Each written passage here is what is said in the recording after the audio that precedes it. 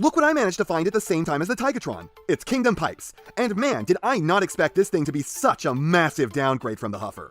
Oh yeah, crapping on 3 figures in a row. Feels good. Feels like I'm getting back to my roots as the guy who hates everything. Even though that was never a fair assessment of me, and almost everything I said back when I started wound up vindicated.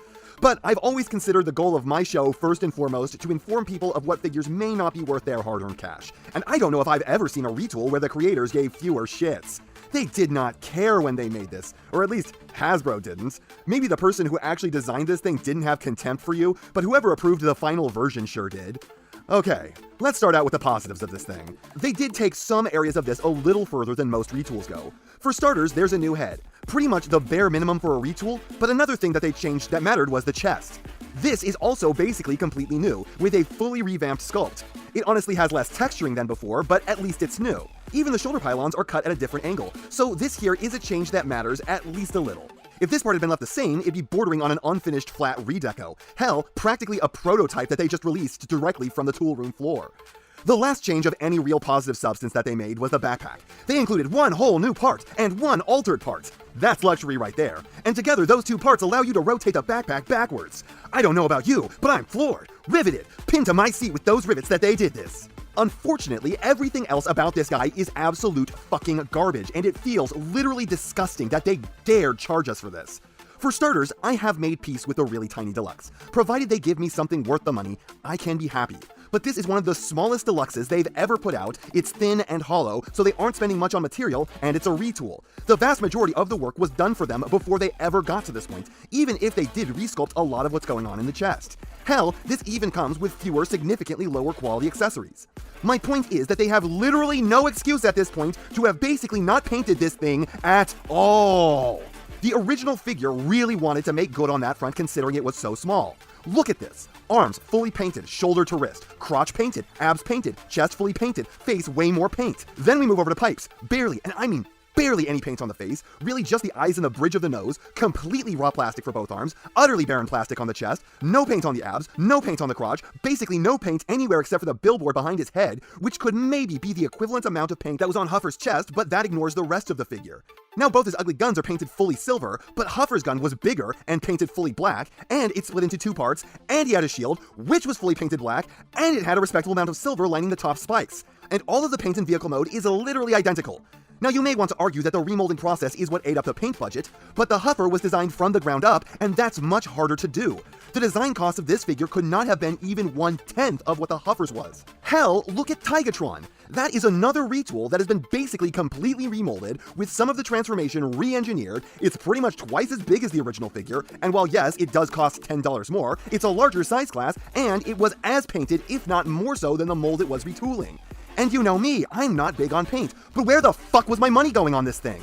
Deluxes are more money than ever while being smaller than ever. This is a figure that even if they went whole hog on, just broke out the ham, should have been super cheap to produce. And yet, they started from a cheap point and cheaped out. They didn't even give us more or better accessories. Hell, depending on how you count, they are fewer, and they're definitely worse. So in robot mode, this looks like the character, but unfinished, unpainted, and cheap to a fairly disgusting degree.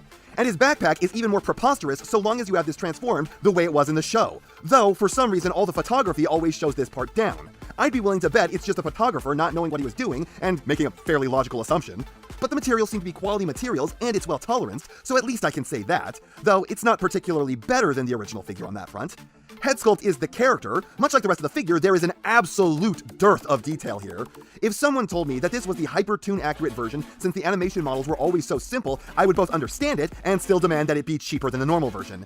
Everyone else in these recent lines has been so updated in the look except for Pipes here. The only things really missing are Pipes' super pointy nipples and his shoulder tires, a casualty of the new transformation to be sure. I can almost never say this, but I think the original G1 character model might have been significantly more visually interesting. This figure is just so plain and boring looking. I can't think of the last time I was this unhappy with the look of a figure. This looks like a dollar store knockoff. It doesn't feel like that, except for in the legs, but it sure does look like it. The accessories this guy comes with suck. It's just these 2 guns. They're close to the sculpt they needed to be, though a little off and incredibly boring looking with the most basic paint job I can imagine. You can peg these into the wrists where they're supposed to go, but doesn't look cool, or you can peg them into the shoulders where they don't look cool, or into the hands where they don't look cool. Posability on this is exactly the same as the mold he is a copy of, so rather than waste your time, I will just bitch that they didn't bother to fix his elbows, so they still can't pull a 90. The retooling required to achieve that is so minor it boggles the mind, and they were already remolding the arms anyways. They removed the wrist box, the shoulder protrusions, the peg reinforcements, and for some reason extended this hollow part and then cut it in half. Why did they bother with that? But no, they couldn't shave off 1 micron of plastic from the elbow to get a degree or 2 more of bend. At least this time the shoulders don't want to get stuck on the backpack so much since it's out of the way now, and the transformation is still way too simple. But last time I kind of didn't mention how clashy and not fun it is. Getting the arms and wheels situated is an exceptional pain, and then you end up with basically the exact same alt mode, just in blue. This has literally identical paint apps except for the windshield wipers, which are still painted, but a different color this time, and the windshield is darker now, making it harder to see through. But that's the sum total difference between these two figures in this mode, and this still looks just as terrible as the original figure. It still looks like a giant stomped on the middle of it, turning it into a banana of a truck. I wonder, had they painted these sides blue, would it still look like that? And the wheel wells are still so tall you can see right through him. I don't understand why they didn't retool this part to make it drop down. They were this high on the original figure so they didn't interfere with the shoulders, but since this was retooled, that's no longer a concern for this figure. So it just missed an opportunity to put even 1 more cent of value in this for the consumer. The only thing that differentiates this from the original mold other than it being blue is this bit of weapon storage where you peg the guns onto his arms. And honestly, it's kind of amazing just how much worse this manages to look when you do that. It does not look like it has bigger smokestacks, it just looks like it has crap on them.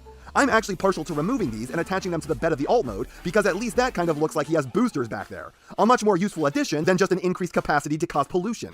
So the alt mode kind of sucks. It just looks smashed, gappy, and wrong. And my final verdict on this figure is what I said at the start of the video. Don't buy this. Save your money. We already have another contender for worst figure of the year on our hands just 3 videos in.